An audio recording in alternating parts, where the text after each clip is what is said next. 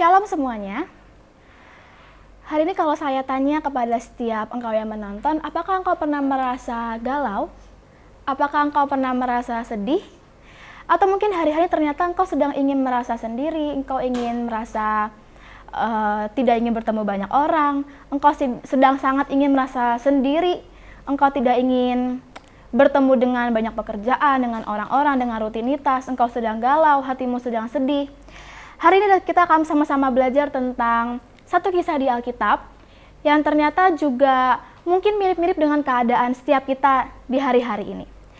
Mari kita sama-sama buka di Matius 14 ayat yang ke-13. Setelah Yesus mendengar berita itu, menyingkirlah ia dari situ dan hendak mengasingkan diri dengan perahu ke tempat yang sunyi. Tetapi orang banyak mendengarnya dan mengikuti dia dengan mengambil jalan darat dari kota-kota mereka.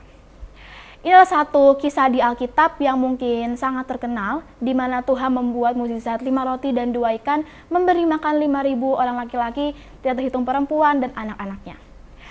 Tapi kalau teman-teman baca di pasal sebelumnya, di perikop di atasnya, ada satu momen atau peristiwa ketika sebenarnya hati Tuhan sangat sedih dan galau.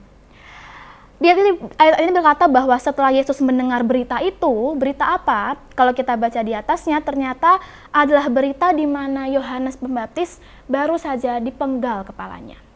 Jadi hari itu ketika Yohanes Pembaptis dipenggal kepalanya, lalu murid-muridnya memberitahukan kepada Yesus kabar bahwa Yohanes sudah mati karena dipenggal kepalanya.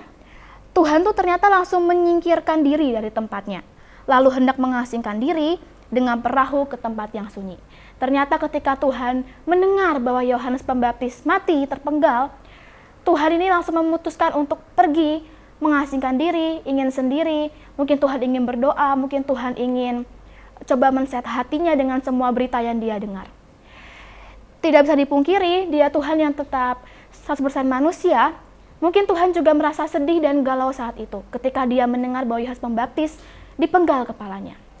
Teman-teman, kau tahu bahwa Yohanes Pembaptis itu bukan manusia yang mungkin biasa di mata Tuhan. Dia adalah orang yang selain memang saudara Tuhan, dia adalah orang yang memang dipersiapkan untuk mempersiapkan jalan, membuka jalan untuk Tuhan datang sebagai manusia menebus setiap kita. Dia adalah orang yang penting dalam hidup Tuhan. Dan hari itu Tuhan mendengar bahwa dia dipenggal kepalanya, maka Tuhan mungkin merasa sedih.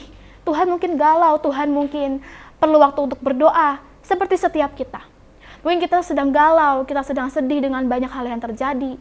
Mungkin ada banyak hal yang kau tidak pernah ekspektasikan terjadi dan itu menyakitkan hatimu di rumah, di keluarga, di pelayanan, di pekerjaan, di kehidupanmu. Itu mungkin mengagetkanmu dan membuat hatimu sedih dan kecewa.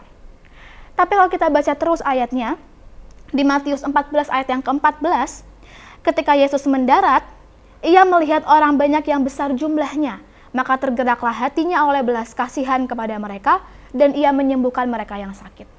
Ketika Tuhan memutuskan untuk menyingkir dan sendiri, ternyata tempat yang Tuhan Yesus maksud adalah ternyata tempat yang Jesus expect no one will find him. Jadi Tuhan bahkan sampai berekspektasi, Tuhan sampai ingin tidak ada orang yang bisa menemukan Tuhan. Karena Tuhan sungguh-sungguh butuh yang namanya waktu sendiri karena dia mendengar Yohanes Pembaptis, orang yang dia cintai, yang dia kasihi, dipenggal kepalanya. Tapi di tengah dia ingin sendiri, di tengah dia coba untuk berdoa, tengah dia galau, tengah dia sedih, ternyata ada orang-orang yang tetap mengikuti Tuhan, orang-orang yang memutuskan mencari Tuhan melewat jalan darat, dan itu memunculkan belas kasihan di hati Tuhan. Itu membuat Tuhan tergerak dengan belas kasihan, dan itu membuat Tuhan akhirnya memutuskan menyembuhkan mereka. Dan di ujungnya kita tahu ada satu mukjizat besar yang Tuhan lakukan, yaitu memberi makan 5.000 orang bahkan lebih dengan 5 roti dan 2 ikan. Ternyata mukjizat itu lahir dengan kondisi Tuhan yang hatinya sedang baik-baik, yang hatinya sedang mungkin bahagia, sedang berapi-api, mungkin berpassion.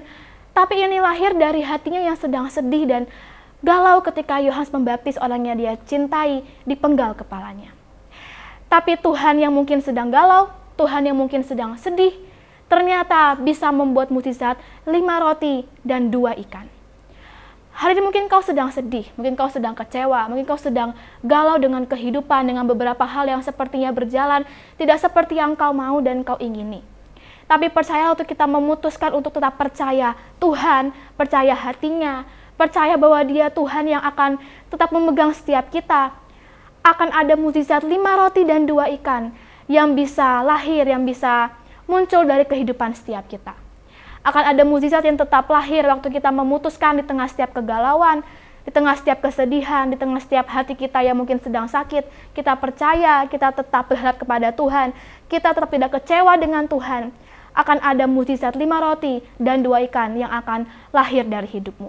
Jadi di tengah engkau galau, di tengah engkau sedang sendiri, di tengah engkau mungkin sedang sakit, kecewa, jangan pernah berhenti dan jangan pernah menyerah. Jangan pernah memutuskan untuk kecewa dengan Tuhan. Karena percayalah, tetap akan ada 5 roti dan 2 ikan. Tetap ada mukjizat, tetap ada sesuatu yang besar yang akan lahir, bahkan di tengah kondisi hati kita yang paling galau sekalipun. Hari ini saya berdoa untuk setiap engkau untuk putuskan tetap percaya Tuhan, putuskan tetap tidak kecewa dengan Tuhan. Terima kasih, Tuhan Yesus memberkati.